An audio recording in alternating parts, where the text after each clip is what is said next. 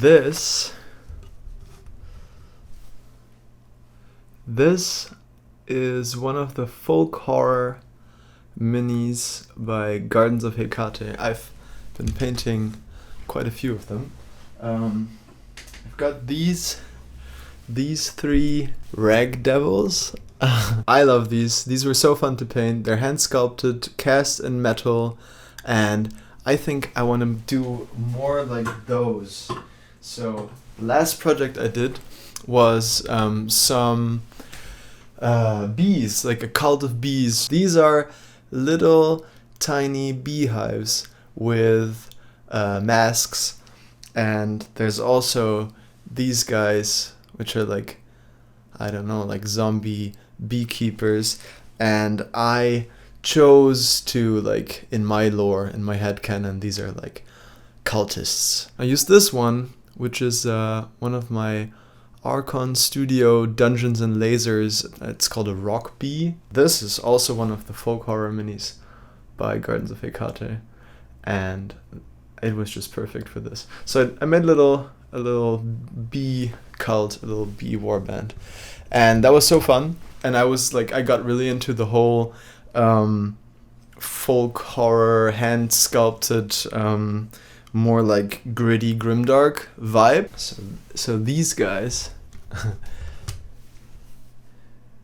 these are the Sylvan Warband, same sculptor, and I have a bunch of these, and I painted them to look like box art. So I wanted them to look exactly like Anna painted them. And I never was able to like take pictures of these that I was happy with, that looked kind of like as atmospheric as I wanted them to. So I built a set. So I've got this, which is a little board that I made. This was, I think, this was an old box of like acrylic paints. There was like all these acrylic paints in here, and I just ripped off the lid. This is like an old school like grass mat, and I cut it up, and then I put it on here. These are like, this is actual slate over here, and these are like grass tufts, and then some sand from a nearby forest, and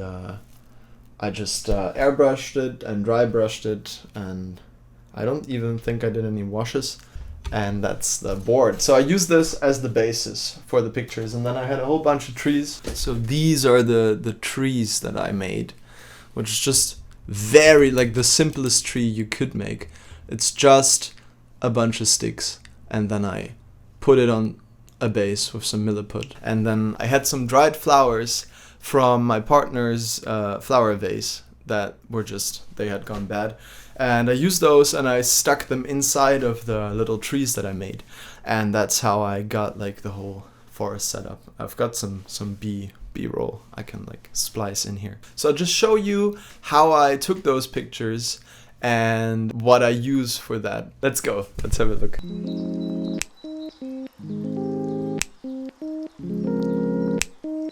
Right, so this is the setup. I've got the board with the background in the middle. I've got one light over there, and I've got another light over here. This one's a little bit warmer, and it's from the back. And also, I've got the ceiling light on. Normally, I would turn this off, but for these pictures, I thought it was pretty nice having it on.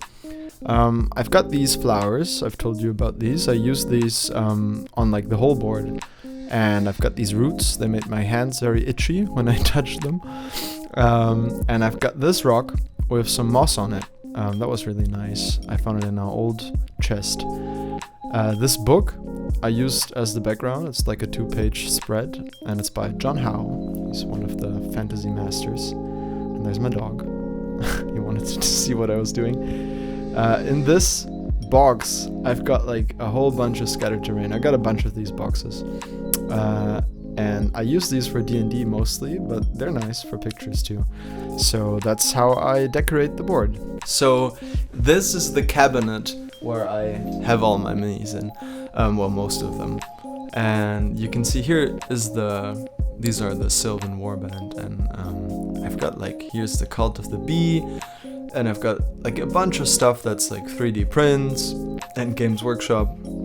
But I found that I just really enjoy painting these handmade minis. I think they've got like a retro kind of charm, and I think also in a world where like AI tools and digitalization and automation are kind of like taking over every creative space, it's nice to hold something in your hands that you know someone made with their own hands, and it's kind of like someone's handing you a creative project they've made, and now you're taking it and you're like doing the next step on it, right? Like I love how it's like a collaboration between sculptor and painter, where someone sculpted this creative vision and made something that's like so cool and unique, and now I get to like give it something too, right? Like I get to add to it with the painting, and I think that's so special. And obviously Games Workshop, there's also artists and sculptors working on those miniatures, but it just feels more special when it's like indie and handmade, I think, at least. Right, so this model is very special to me because I made it. I sculpted this. And I made it from milliput and like paper clips for the tentacles. And I think it's really cool because this is the only one of these in the entire world, right? So when you make something like this, when you make your own models, it's just super special, super unique. So I think you should do this, make your own models, first of all. And second of all, I think it just shows how much character you can get, even with like simple sculpting. So this mini, I made it because I was running this book, and there's a dungeon in it, and I wanted to run this dungeon with my players for Dungeons and Dragons. And I decided I wanted to have a mini for every monster that's in this book. And that's not usually how I run dungeons or do D&D. Normally I like make up my own stuff and kind of like find proxies or whatever I have. But I thought it would be a fun challenge to kind of like run this dungeon as is and just have a mini for every encounter that's in here. So if you can see, like, it's German, but for example, right here, it says troglodytes. So I wanted to have some troglodytes, and so on this page there's this illustration of a roper, which is like a giant stalagmite with tentacles that tries to drown and eat the party, and I didn't have a mini for that, so I just made my own. And I think that's really cool to make your own minis. I painted 3 of these fish people recently, and I think the paint job turned out alright. I think they're okay. But I just kind of noticed that I wasn't a fan of painting them. And I think that has to do with like how cartoony and clean they are. If you compare this to this, you can tell which one makes me smile, right? So this is like an old Dungeons and Dragons board game miniature. I think it's supposed to be like a carrion crawler. And I think this shows like how much joy you can get out of like characterful sculpts, and it's just more fun to me. Anyway, so that's how I did the pictures for the Sylvan Warband and for the Cult of the Honeyed Body. Let me know if you like this content, if this is like a video that makes sense or that you enjoy watching, and if I should make more of these. I think it's I'm feeling a little awkward, but we'll get past that, I'm sure. And I do enjoy getting to share some of the hobby experiences. Thank you so much for watching, if you watched this, and I hope to see you in the next video.